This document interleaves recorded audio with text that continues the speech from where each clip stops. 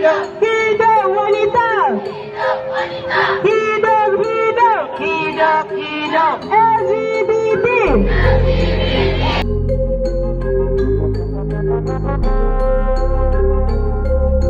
It looks like you lost another one.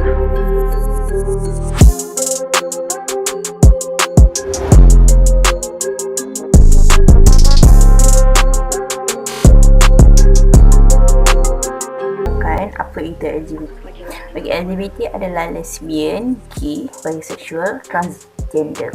Okey, ini merujuk kepada kumpulan manusia yang mempunyai orientasi seks yang sengsang dan melampaui batas fitrah manusia. Okey, lesbian adalah perempuan yang mempunyai tarikan seksual terhadap kaum sejenisnya, iaitu perempuan. Gay adalah lelaki yang mempunyai tarikan seksual terhadap kaum sejenisnya, iaitu lelaki. Bisexual adalah individu yang mempunyai kecenderungan untuk melakukan hubungan intim dengan kedua-dua jantina, iaitu lelaki dan perempuan. Transgender adalah lelaki atau perempuan yang tingkah lakunya dan penampilan seperti anggota jantina yang lain.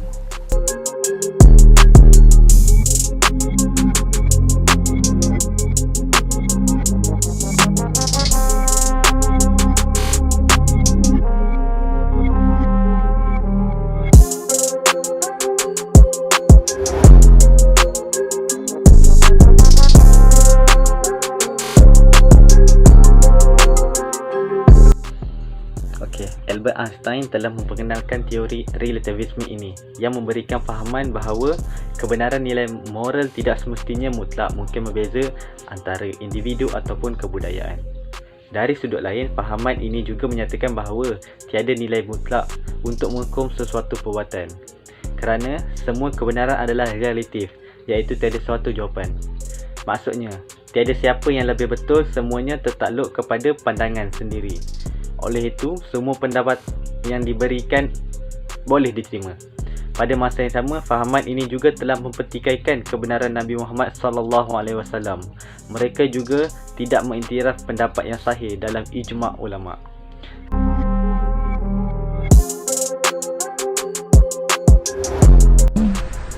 Malangnya, kaum muda justru lebih terinspirasi dari institusi sosial budaya seperti industri komersial yang melibatkan industri muzik, filem, sastra dan pelbagai lagi hiburan. Oleh kerana itu juga, mereka bukan merupakan hal asing jika anak-anak dan remaja barat berbangga dengan satu ungkapan, iaitu no more parents, tiada lagi ibu bapa. Jadi berdasarkan fenomena di atas, maka bukan merupakan satu hal yang aneh jika kita temui berbagai kesimpangan moral yang berlaku pada manusia hari ini, seperti terjadinya kes LGBT, lesbian, gay, bisexual dan transgender.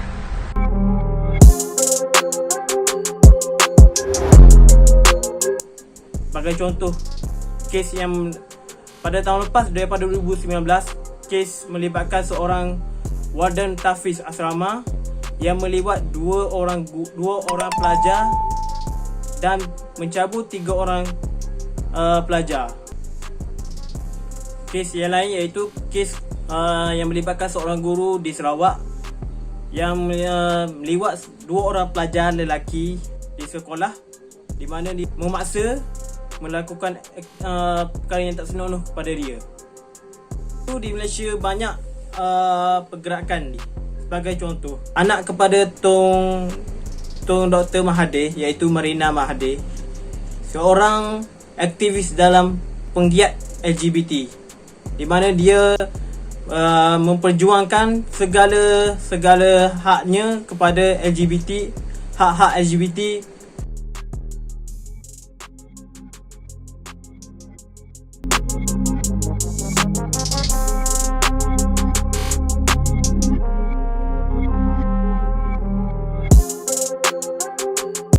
LGBT semula jadi atau persekitaran?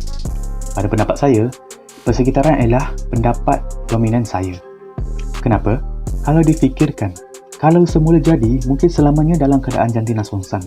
Mungkin atas faktor genetik, faktor kecacatan dan sebagainya. Tetapi, kalau dah minat perempuan, selamanya minat perempuan, saya rasa itu atas faktor persekitaran. Dari segi perspektif saya, jawapan saya adalah ramai golongan LGBT yang boleh berubah. Sebagai contoh, asalnya lelaki, dia berubah kepada perempuan. Lepas tu, dia berubah pada lelaki balik atas pemikirannya. Atas sebab faktor mungkin boleh katakan kempen, kritikan dan bisikan-bisikan halus daripada semua orang menyebabkan dia terasa hati dan dia ingin berubah.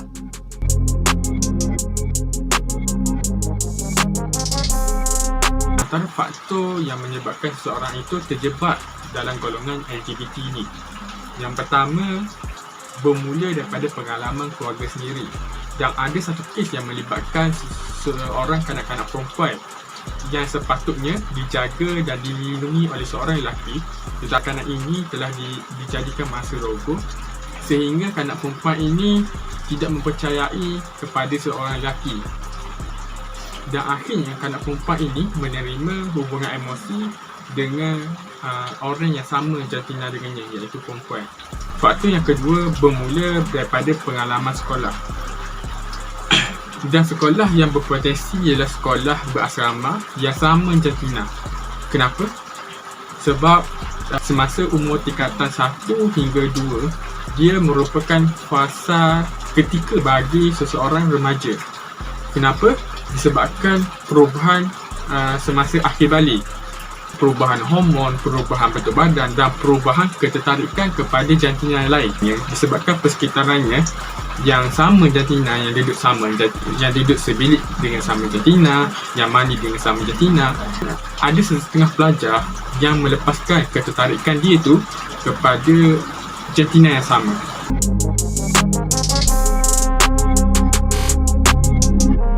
Saya akan menerangkan kesan-kesan LGBT. Kesan LGBT yang pertama ialah LGBT akan menyebabkan kebolehan dan kelebihan diri tidak dapat diiktirafkan. Hal ini kerana mereka yang terlibat dengan gejala ini telah menyebabkan maruah diri mereka tercela dan mereka juga mendapat sindiran daripada orang sekeliling. Kesan LGBT yang kedua ialah LGBT dapat mendorong kepada penyakit wabak seperti HIV, AIDS dan pelbagai penyakit kelamin yang lain. Contohnya, golongan lesbian dan gay seringkali menyebabkan penyakit HIV meningkat.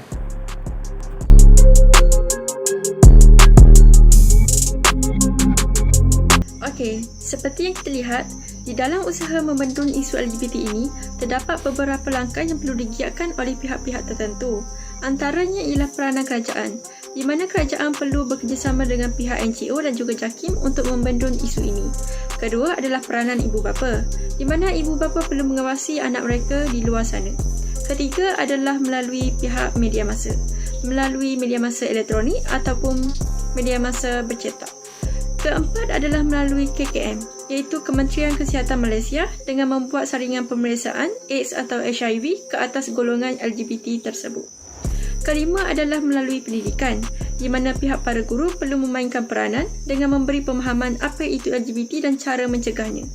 Dengan langkah-langkah oleh pihak-pihak tertentu tersebut dapat membasmi isu LGBT yang berleluasa di Malaysia ini.